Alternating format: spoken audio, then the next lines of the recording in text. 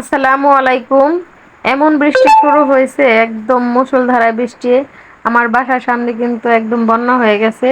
আর এমন বৃষ্টিতে খিচুড়ি ভর্তা ছাড়া কিন্তু একদমই জমবে না। আমাদের বাসায় কিন্তু খিচুড়ি ভর্তা লাগবেই লাগবে।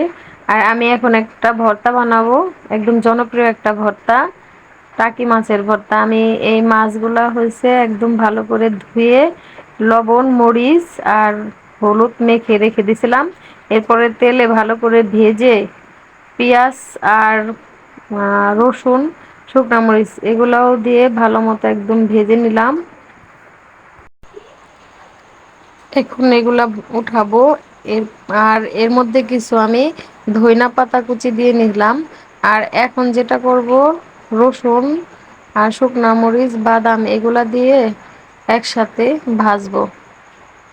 বাদামের ভর্তা আমার ভাজা হয়ে গেছে। এখন হচ্ছে আমি এই যে পাটায় বেটে নেব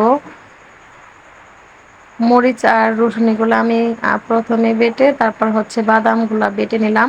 এরপর হচ্ছে এই যে টাকি মাছ, রসুন আর রসুন ভাজা পেঁয়াজ আর হচ্ছে ধনিয়া পাতা। খিচুড়িতে এরকম ভর্তা হলে আর অন্য কিছুই লাগবে না। এই ভর্তাটা কিন্তু খেতে আমাদের বাসার সবাই পছন্দ করে, ছোট বড় সবাই খাবে ইনশাল্লাহ। আমার বাসার সবাই পছন্দ করে। যারা এতক্ষণ আমার ভিডিওটা দেখছিলেন সবাইকে ধন্যবাদ। আল্লাহ হাফেজ।